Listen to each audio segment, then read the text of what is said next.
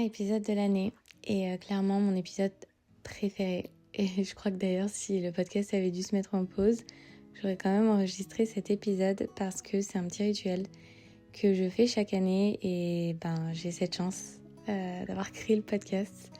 Je sais pas si c'est une chance, mais en tout cas c'est un choix que j'ai fait de pouvoir connecter avec vous à un autre niveau. Of the mat en fait. Je crois que vraiment ce podcast porte incroyablement bien son nom. Au-delà des pratiques que j'ai sur mon tapis, ça fait plusieurs années d'ailleurs depuis que j'ai commencé mon voyage dans le yoga que j'ai mis en place ces petits rituels de journaling, ces petits rituels d'introspection, parce que c'est vraiment eux en fait qui m'ont, conjointement avec le mouvement, qui m'ont aidé à sortir de cet état presque dépressif dans lequel j'étais quand j'ai quitté la France pour aller faire ce voyage autour du monde et aussi ce voyage à l'intérieur de moi. Et c'est vraiment tout ce qui a été écriture, libération par la respiration, qui m'ont vraiment aidé à me sentir en paix et à apprendre à mieux me connaître. Et je crois que finalement, le mouvement, c'est... Alors clairement, ça fait partie d'un des éléments clés qui nous aide à retrouver cette connexion à soi. Et alors, peut-être que chacun expérimente les choses d'une manière qui est différente en fonction de qui il est, en fonction de son passé, etc. Mais c'est vrai que pour moi, le mouvement, c'est quelque chose qui m'a toujours apporté un sentiment de plénitude, d'ancrage et d'union que je ne serais même pas capable d'expliquer justement avec des mots, tellement je me sens en paix, tellement je me sens suffisante, tellement tout me semble posé autour de moi, tout me semble juste en fait. Et c'est aussi cette sensation parce que moi je pratique essentiellement seule chez moi dans mon appartement, dans ma chambre en fonction de là où je suis. Et j'ai beaucoup de mal à pratiquer à présent collectivement parce que ma pratique en fait elle est devenue tellement thérapeutique et du coup tellement intime que je ne vois pas l'intérêt, on va dire, d'aller pratiquer dans un studio au sein d'un groupe. Aussi évidemment parce que au fil des années, ça va faire bientôt 8 ans, si ce n'est plus, que je pratique et j'ai développé une très grande conscience de mon corps. Donc c'est vrai qu'aujourd'hui, d'un point de vue technique, j'ai moins de choses que j'ai besoin d'apprendre, on va dire, en termes de fondation pour m'assurer de pratiquer en sécurité. Donc je suis arrivée à un point où en fait ma pratique, elle peut entièrement m'appartenir et je peux complètement me l'approprier et je remercie la vie de pouvoir me faire expérimenter ça chaque jour et surtout de pouvoir aussi partager tout ça avec vous. Et donc ce dernier épisode, c'est un peu cet exercice que je fais chaque fin d'année, qui est de me poser en fait avec ces 12 derniers mois et faire le point un petit peu de mon année. Et j'apprécie toujours pouvoir partager ça avec vous, déjà parce que j'adore ce format. Je sais que je le continuerai l'année prochaine parce que j'ai vraiment l'impression qu'on peut discuter ensemble. Et je m'en suis rendu compte quand je vous rencontre pendant les masterclass, pendant les ateliers, les retraites, etc. Où justement on a cette chance de s'asseoir autour d'une table et de discuter et d'échanger. Et je me rends compte en fait à quel point alors moi ça me nourrit et à quel point vous aussi ça vous nourrit. Vous me posez aussi vos questions et on a vraiment des échanges qui sont profonds, qui sont personnels, qui sont intimes et qui dépassent vraiment le côté physique du yoga et juste on plonge dans le côté vraiment plus psychologique, plus émotionnel, plus spirituel de la chose et parfois j'ai l'impression que c'est vraiment là qu'on grandit le plus. Aussi parce que le mouvement vient compléter tout ça. C'est tout ce travail qu'on fait pendant l'année sur notre tapis qui nous permet aussi de venir soulever toutes ces questions avec beaucoup plus de sagesse et de maturité et de trouver par soi-même aussi souvent les réponses en dehors de son tapis. Et donc ce dernier épisode, il est particulier pour moi parce que ça a été une année, j'ai la sensation que ça a été peut-être l'année la plus riche et la plus forte émotionnellement et dans mon chemin de vie. Alors, j'ai eu cette année dont je me rappellerai toujours, qui est l'année où j'ai quitté la France et où je suis partie pour la première fois à Bali et ça a été une année de transformation par la découverte, par la nouveauté, par la curiosité, par voilà, toutes ces choses-là. Mais, entre guillemets, j'étais encore dans ma vingtaine. Et là, là, je suis sur l'année de mes 35 ans. J'aurais eu là, il y a quelques jours, j'aurais eu 35 ans, donc j'entame ma 35e année et je pense qu'il n'y a pas de... C'est pas un classique ou un standard, mais mine de rien, quand on atteint certains paliers, on va dire la trentaine, 35 ans, 40 ans, etc. Il y a des choses qu'on peut pas décrire, qu'on peut pas contrôler non plus, qui adviennent à ce moment-là, en fait, de notre vie. Et j'ai vraiment la sensation que là, atteindre ces 35 ans, et cette année, ces 12 derniers mois qui se sont pas passés pour rien.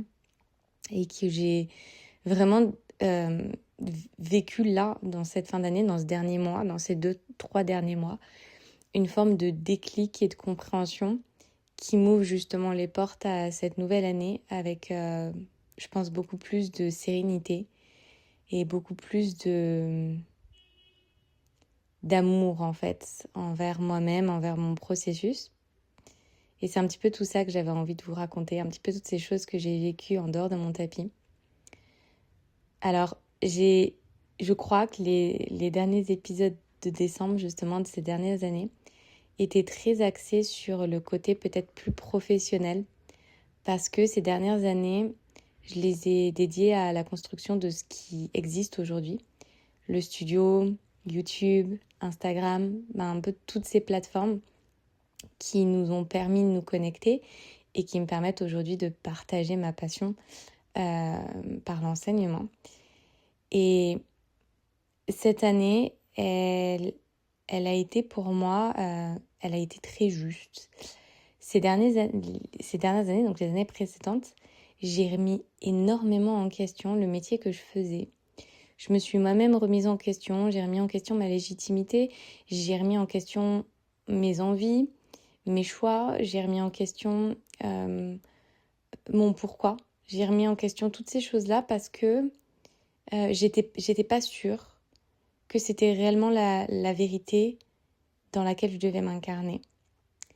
Et je crois que c'était beaucoup dû au fait que je n'avais pas confiance en moi et surtout parce que je pense que c'est un métier, comme beaucoup de métiers aujourd'hui qui existent en ligne ou des métiers de freelance, bref, ces métiers peut-être un petit peu plus artistiques et en dehors des normes surtout.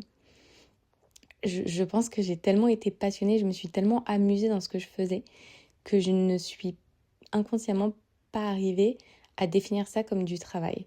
Pourtant aujourd'hui c'est mon métier et c'est ce qui me fait gagner ma vie chaque jour. Et du coup, comme j'avais la sensation, même si j'étais, ô combien vous le savez, j'ai pu être épuisée à certains moments, que ce soit mentalement, émotionnellement, énergétiquement ou physiquement, j'ai eu beaucoup de mal à me dire que c'était mon travail. Et je crois que cette année, c'était enfin, ok, en fait, non, c'est ton travail et c'est un travail qui mérite sa reconnaissance aussi parce que tu as mis tellement de temps, tellement d'énergie à construire tout ce que tu as aujourd'hui et j'en suis fière, non pas en regardant des chiffres ou quoi que ce soit, mais plus par rapport au côté humain parce que je me rappelle que quand j'ai quitté mon poste de chef de produit marketing, vraiment ma seule volonté, d'ailleurs, ce vers quoi je me suis retournée en premier, c'était plutôt des métiers, des métiers dans des associations, des choses qui étaient plutôt tournées vers les autres, vers l'environnement, etc. Et je me rappelle que ma seule intention, c'était de pouvoir apporter quelque chose à au moins une personne. Et chaque année, je me rappelle ça et chaque année, je me dis, mais en fait, t'as apporté quelque chose à plus d'une personne. On a souvent tendance à porter son attention et justement à donner beaucoup trop de temps et d'énergie aux personnes qu'on perd, aux choses qu'on laisse derrière soi, aux choses qu'on décide d'arrêter. On se concentre un petit peu trop sur les échecs et on oublie finalement de faire un gros câlin à tout ce qui est hyper positif face à soi. Non pas qu'on le voit pas, mais juste qu'on lui attribue beaucoup moins d'importance alors que finalement c'est là en fait. Et ça mérite autant, si ce n'est plus, d'être honoré et d'être accueilli. Et donc cette année pour moi, en fait ça a été vraiment le mot de cette année par rapport à l'aspect professionnel, c'est tout était très juste. Tout était très juste, tout était tout a été mené avec beaucoup de sérénité, avec beaucoup d'alignement et d'harmonie. J'ai trouvé en fait mon rythme, j'ai trouvé mon flow, j'ai trouvé, euh, j'ai trouvé confiance en mon processus et j'ai accepté que l'idée que même si c'est challengeant, ça demande beaucoup d'énergie, de temps, etc., ça reste facile. Ça reste facile parce que c'est tellement ce que j'aime faire et c'est tellement moi en fait, c'est tellement mon dharma que j'ai compris que c'est pas parce que c'était facile, entre guillemets, inné, que pour autant ça n'avait pas de valeur. Au contraire, j'ai compris que ce qui était facile, c'était finalement ce qu'on était censé faire. Et je pense que j'ai laissé un petit peu derrière moi cette version plus jeune de moi qui était constamment dans, vous savez, ce truc euh, d'être très dur avec soi. Il faut que ce soit dur. Il faut que ce soit dur pour qu'on puisse mériter. Et j'ai switché. Voilà, j'ai switché. J'atteins les 35 ans et en fait, je me rends compte que c'est même pas que je ne veux pas. C'est juste qu'en fait, ce n'est pas nécessaire. Il n'est pas nécessaire de souffrir pour mériter. Et la vie, elle peut être douce, la vie, elle peut être simple. Et on peut réussir, et on peut mériter, et on peut avoir de la valeur, tout simplement en surfant sur le flot de qui l'on est. Et je crois que ces 35 peut-être dernières années, ça a été juste 35 années où en fait j'ai appris à me connaître, j'ai appris à reconnaître qui j'étais et j'ai appris à défendre aussi qui j'étais. Avant cette année, je pense que j'avais beaucoup de mal à comprendre ce que c'était de s'aimer. Et j'en ai parlé à des maintes reprises, à dans beaucoup d'épisodes, je pense que j'ai reparlé d'amour de soi dans les lettres, etc., en expliquant à quel point c'était dur pour moi d'apprendre à m'aimer. Et pas tant que, entre guillemets, physiquement, parce que aimer son corps, c'est une chose, mais s'aimer soi, pour la personne que l'on est, juste, voilà, ce tout que l'on est, c'est encore autre chose. Et je pense que cette année, j'ai appris à défendre qui j'étais. C'est ça, j'ai appris à, pas seulement à assumer qui j'étais avec ma sensibilité, avec mon franc-parler, avec toutes ces choses-là qui font qui je suis. J'ai arrêté en fait de m'excuser. C'est ça surtout. J'ai arrêté de m'excuser et en arrêtant de m'excuser, j'ai affirmé qui j'étais et j'ai dit en fait voilà, je suis cette personne et je suis fière d'être cette personne-là et je ne souhaite pas changer. Je ne souhaite pas changer parce que je ne suis pas faite pour être changée comme tu n'es pas faite pour être changée. Et je pense que l'amour que l'on trouve envers soi-même et l'amour que les autres peuvent nous donner, c'est de l'amour qui doit être inconditionnel. Sinon, c'est pas de l'amour. C'est de l'attachement.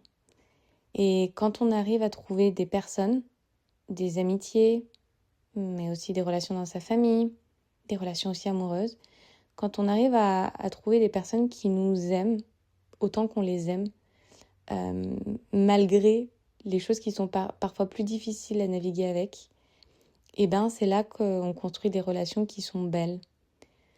Moi, je le vois aussi avec des amis proches à moi, enfin mes amis proches, où il n'y a pas tout qui est entre guillemets parfait. Et j'aime pas trop utiliser ces termes, mais c'est vraiment pour l'expliquer, c'est que, oui, parfois, certains traits de personnalité de notre famille ou de nos relations amicales, peuvent nous agacer. Mais malgré tout ça, on aime d'un amour qu'on peut même pas expliquer. Et c'est un petit peu ça que j'ai trouvé avec moi-même. Et je pense que finalement, c'est ça l'amour de soi. C'est savoir qui l'on est et embrasser chaque partie de qui l'on est sans avoir besoin de le justifier et sans avoir besoin surtout de s'en excuser. Toute personne qui te fera te sentir moins, qui te fera sentir pas assez, qui te fera sentir trop, n'est pas quelqu'un qui t'aime. Toute personne qui va essayer de te changer, toute personne qui va essayer de te corriger, toute personne qui va te demander de te taire, qui va te demander de ne pas être toi, n'est pas quelqu'un qui t'aime. Et ça, c'est aussi quelque chose que j'ai compris. Parce que je suis quelqu'un qui suis très, comme on dit en anglais, people pleaser. Et je pense que vous êtes beaucoup à m'écouter, être dans dans ce schéma-là. Et peut-être que tu l'es et que tu ne le sais pas. Et finalement, cette année, ça a été un rappel. C'était un rappel que ce travail que l'on fait sur soi, ce travail que je fais sur moi, il n'est pas terminé, même si il y a plein de choses que j'ai appris, il y a plein de choses avec lesquelles je suis plus à l'aise maintenant dans ma vie, dans mes relations. Il y a quand même eu des situations où je me suis pas rendu compte que j'étais encore en train d'être dans ce besoin de contenter l'autre. Et finalement, c'est un peu ce chapitre-là que je veux ouvrir en 2026. C'est celui de ne plus faire pour les autres, mais vraiment et sincèrement et profondément faire pour moi. C'est extrêmement dur pour quelqu'un qui fait preuve d'énormément d'empathie, énormément de compassion, qui fonctionne un petit peu plus vers l'autre que vers le soi, parce que encore une fois, j'ai eu tendance à toujours me mettre au second, troisième plan parce que je me suis jamais valorisée là où j'aurais dû me valoriser. Je me suis jamais mise au premier plan alors que je pensais que je me mettais au premier plan. Mais finalement, je ne l'ai jamais vraiment fait. Et ça, je l'ai compris cette année. J'ai compris que j'avais fait un peu taire ma voix et ma vérité parce que j'étais encore dans ce besoin d'approbation. J'étais encore dans ce besoin de validation et j'étais encore dans ce besoin de composer pour fuir une forme de conflit et pour m'assurer que j'étais aimée par un maximum de personnes. Et vraiment, tout ce que je partage dans cet épisode, je le redis, n'a rien à voir avec l'aspect professionnel, avec l'aspect réseaux sociaux, etc. Je parle vraiment de toutes ces choses que j'ai vécues behind the scenes, un petit peu toutes ces choses que j'ai pas forcément partagées, tout simplement parce qu'elles étaient perso. Et c'est tellement de clés de compréhension, tellement de portes vers la transformation qui sont ouvertes à moi cette année, en prenant simplement le temps d'être là avec ce qui est. C'est une année en fait où j'ai choisi volontairement et consciemment de dire oui à l'inconfort. J'étais un peu dans ce schéma où j'avais la sensation que j'étais enfermée dans quelque chose et je m'ennuyais un petit peu. J'avais la sensation que je m'étais enfermée dans une identité qui était limitée à ma pratique, le mouvement, l'enseignement. Et je pensais que j'avais limité la définition de qui j'étais et de ma valeur à cela. Et donc, je me suis dit, ok, là, cette année, j'ai envie de me challenger, j'ai envie de faire des choses nouvelles, j'ai envie d'aller explorer d'autres choses. J'ai envie d'aller peut-être reconnecter avec des choses qui faisaient partie de mon passé et que j'appréciais et que j'ai cessé de faire parce que j'avais plus le temps, parce que j'avais plus l'énergie ou parce que je pensais tout simplement que c'était plus moi. Et j'ai envie justement d'aller reconnecter à ça, j'ai envie d'aller gratter des choses. Donc j'ai dit oui à beaucoup, beaucoup de choses en sachant et en ressentant à quel point c'était inconfortable. C'était inconfortable parce que ça venait titiller mes traumas, ça venait titiller ces blessures qui sont encore là en moi. Et ça, je le répète et j'ai encore envie de le répéter à moi et à vous qui m'écoutez, que on n'est pas là pour se réparer, on n'est pas là pour chercher à se changer, on n'est pas là pour avoir non plus honte ou culpabiliser de ce qu'on a vécu, de ce que l'on ressent à la hauteur à laquelle on le ressent. Mais j'ai eu envie d'aller justement titiller ces blessures qui étaient en moi parce que j'avais envie de les challenger.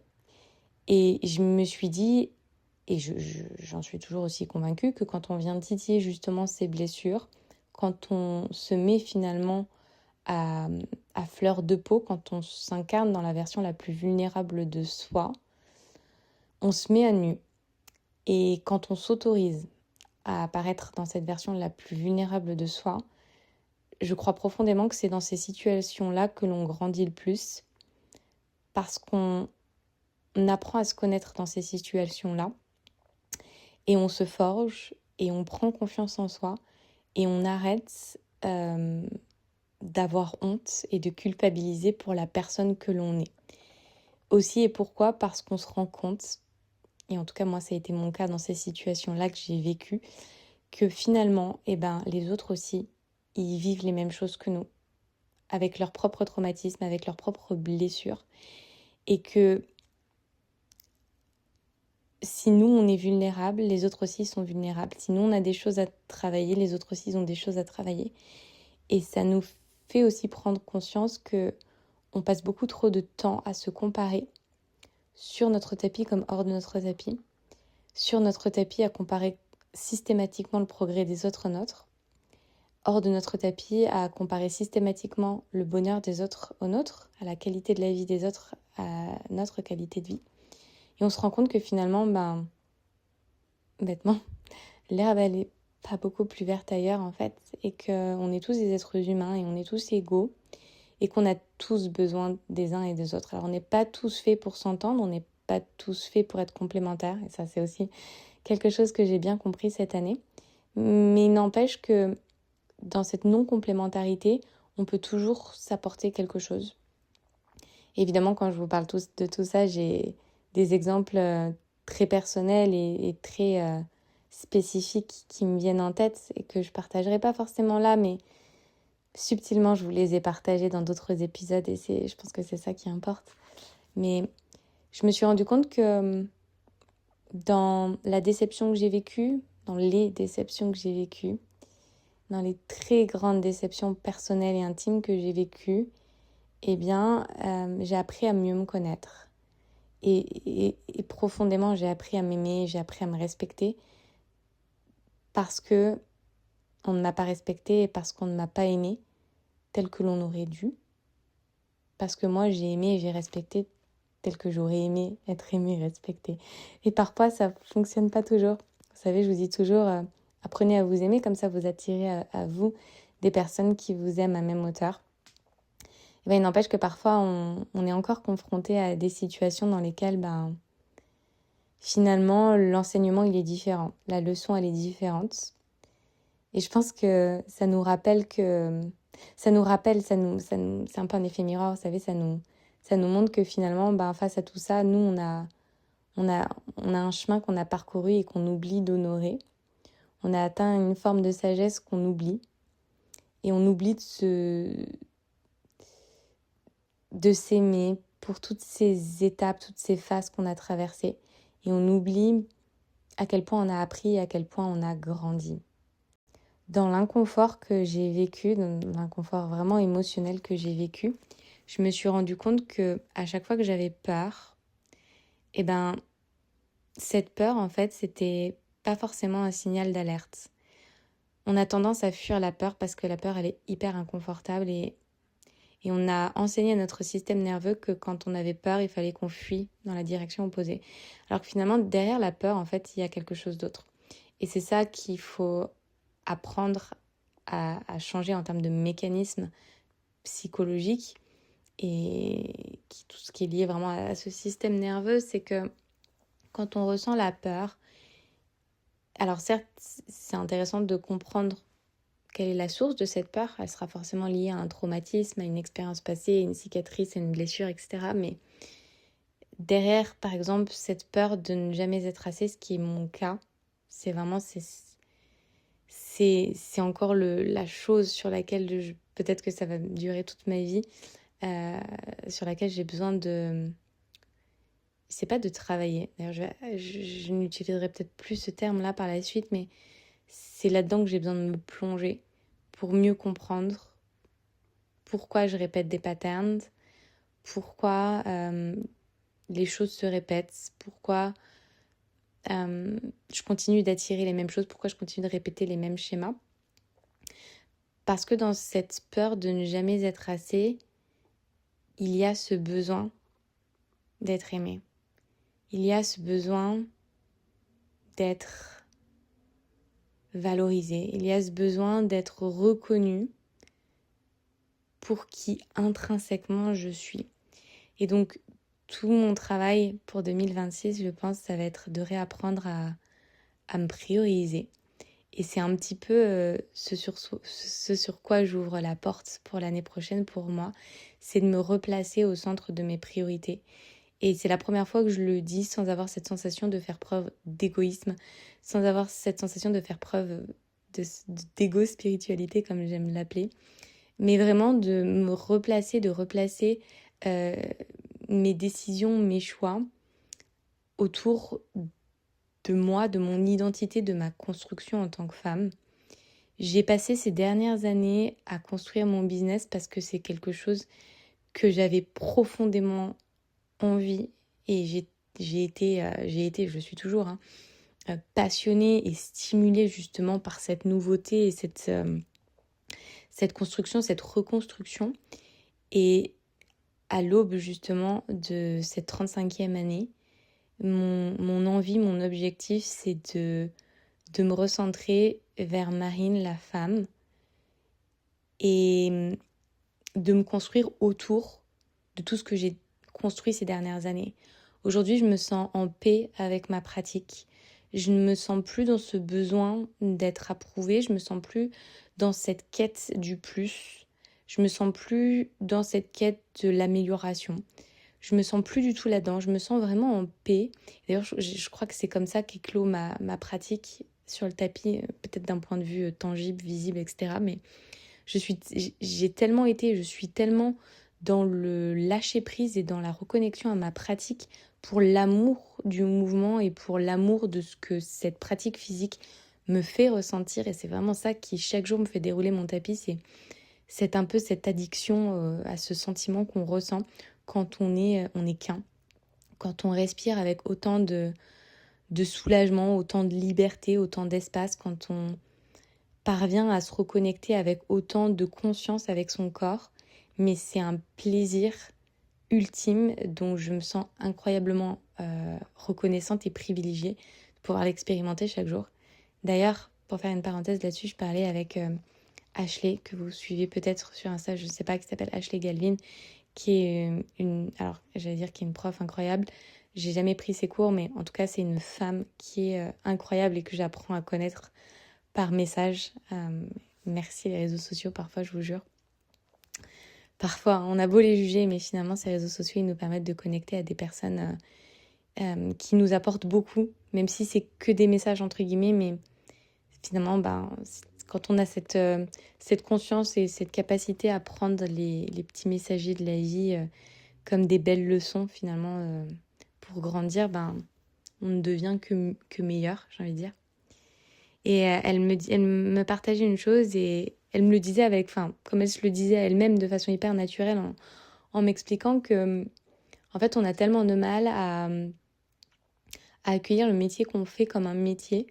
Mais finalement, on oublie que notre mission, c'est de prendre soin de nous pour pouvoir ensuite transmettre ces clés-là à nos élèves et leur transmettre justement ce que nous, on apprend et les outils qu'on a pu mettre en place pour vivre avec tant d'alignement, avec tant de bienveillance et de bien-être aussi, bien sûr, comme hors de son tapis. Et j'ai adoré quand elle m'a partagé ça parce que ça m'a vraiment permis de remettre en perspective et en lumière ce que je vous expliquais juste avant sur le fait que j'avais encore du mal ces dernières années à continuer, parce que j'avais eu du mal ces dernières années à considérer mon métier comme étant un métier. Je crois que ces dernières années, ces derniers mois en tout cas, j'ai eu, et ça c'est encore une fois, c'est dans l'espace vraiment, dans la sphère plus intime, plus personnelle, où j'ai eu la sensation que finalement j'avais une forme de culpabilité parce que je m'étais trop mise en priorité ces dernières années en voyageant, en me choisissant, etc. Et donc j'ai passé les quelques derniers mois à faire des choix, à prendre des décisions dans le but de faire plaisir, dans le but de satisfaire, dans le but de tout ça. Et Et finalement, je me suis oubliée. J'ai oublié de m'écouter. J'ai oublié de faire en fonction de ce que moi j'avais besoin et de la personne que j'étais. Et je pense que c'est vraiment vers ça que j'ai envie de revenir en 2026. J'ai envie de me reconnecter à ma propre vérité. J'ai envie de retrouver, et peut-être de trouver tout simplement, qui je suis. Et, et j'ai compris, je pense qu'il y a une forme de déclic que, en fait, je n'étais pas définie par ce que j'étais capable de faire ou parce que j'ai pu faire ces dernières années. Et qu'il y avait encore tout un champ de possibles. Il y avait encore tout un espace à aller découvrir dans l'aspect plus personnel, plus intime de Marine en tant que femme. Et ça, c'est vraiment l'invitation que je te fais, toi qui m'écoutes, peut-être si tu es professeur, peut-être si tu es dans un métier où finalement tu es dans le don, tu es dans le partage, tu es dans l'échange, c'est de prendre ce temps en cette fin d'année pour te reconnecter et te poser ces justes questions-là. Qui suis-je et ai-je passé les derniers mois, les dernières années à me reconnecter ou en tout cas à agir, à penser en fonction de la personne que je suis vraiment? Ou est-ce que je l'ai fait parce que j'avais besoin de satisfaire, parce que je pensais que justement comme mon métier il est dans le don, il est dans le partage, et ben j'ai fait passer finalement les autres avant moi.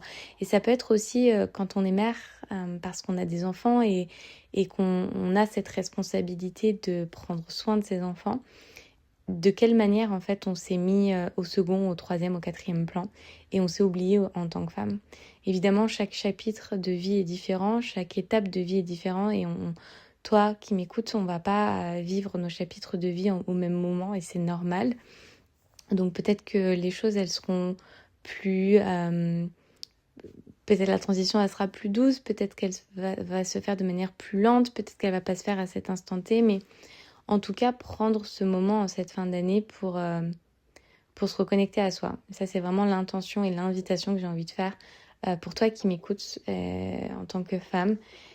C'est de te reconnecter à toi, à ta vérité en prenant un papier, un stylo et en écrivant ces choses que tu as envie de faire pour toi l'année prochaine. Moi, c'est de cesser de me justifier, c'est de cesser de me sentir toujours coupable parce que je me sens trop sensible, parce que je me juge comme étant plus sensible que la moyenne.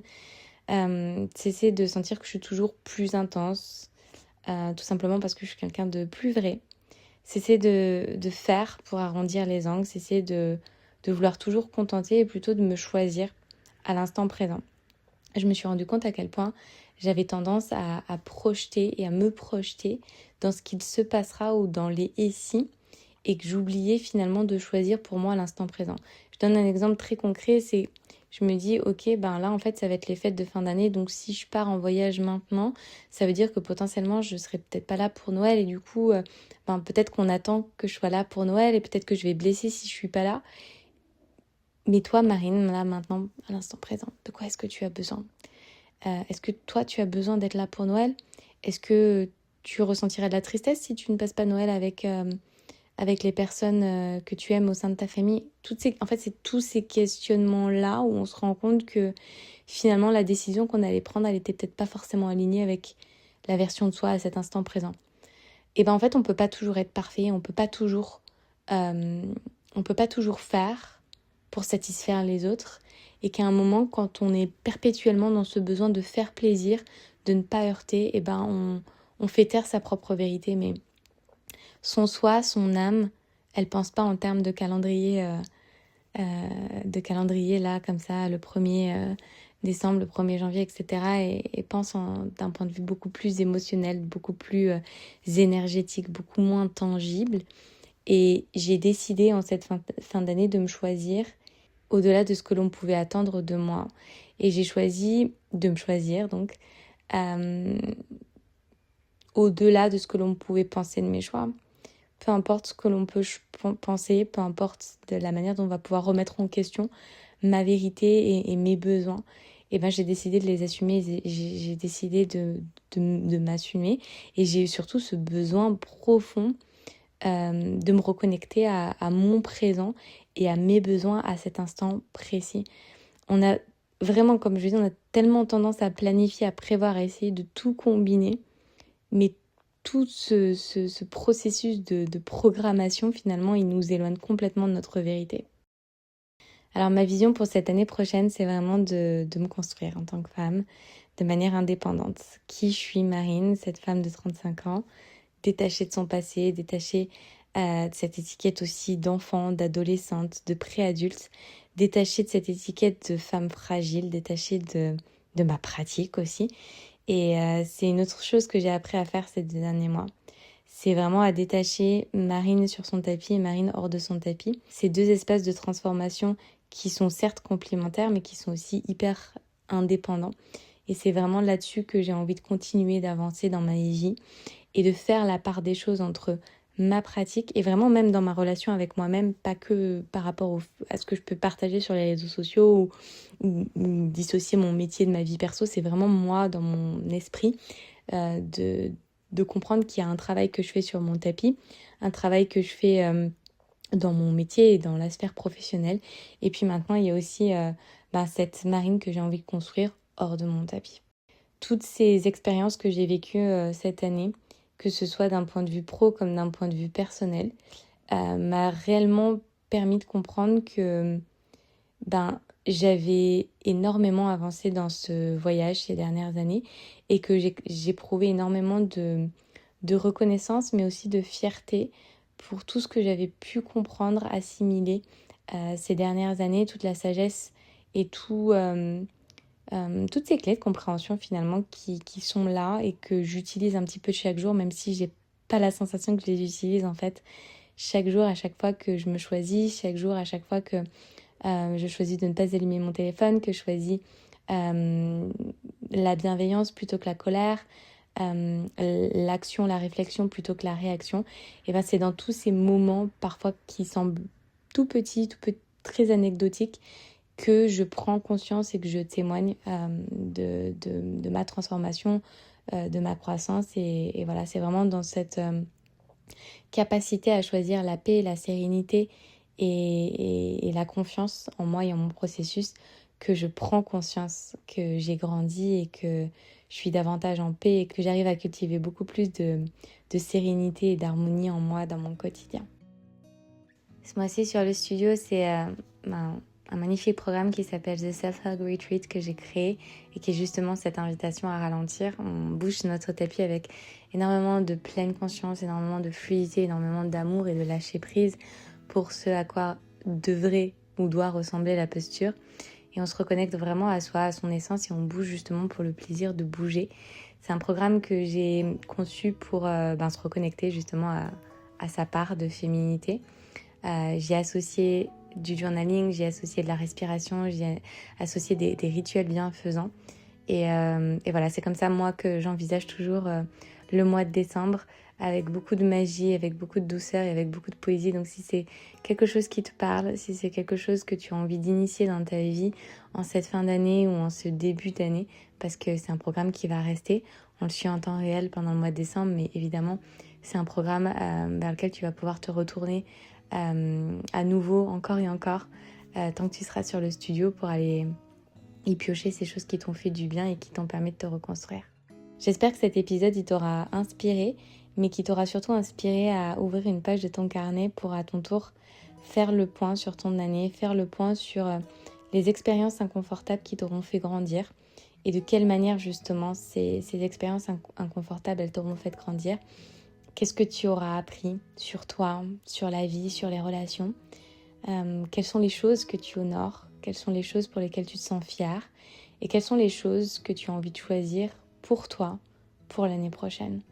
N'oublie pas que tu sois mère, pratiquante, enseignante, peu importe le statut, les étiquettes que tu te donnes. N'oublie pas que tu es avant tout toi, femme. Et je le répète, je le réitère, c'est vraiment cette invitation que je te fais en cette fin d'épisode, c'est de te reconnecter à toi en tant que femme. J'ai hâte d'entamer une nouvelle année à vos côtés. J'en profite que c'est le dernier épisode de l'année pour remercier chacune d'entre vous qui m'avez écouté sur le podcast, qui m'avez fait confiance sur votre tapis, que ce soit sur le studio,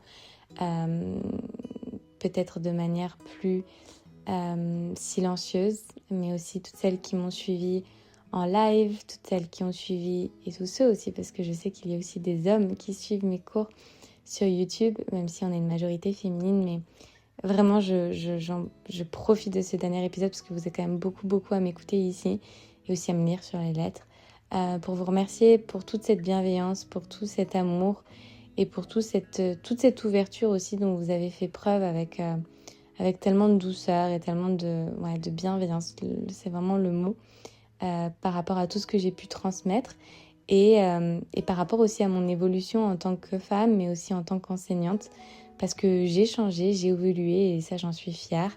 J'ai trouvé beaucoup plus de légitimité et de confiance dans la personne que je suis, dans la professeure que je suis. Et je remercie toutes celles qui ont accueilli ça avec ouverture et avec bienveillance. J'ai hâte de commencer cette nouvelle année à vos côtés et de pouvoir dérouler ensemble notre tapis, de pouvoir continuer de grandir ensemble et de pouvoir tout simplement se nourrir mutuellement, parce que tous ces échanges même qu'on peut avoir au travers de messages, au travers de commentaires, c'est aussi des clés qui me font grandir et qui me confortent dans l'idée que je suis exactement là où je suis censée être.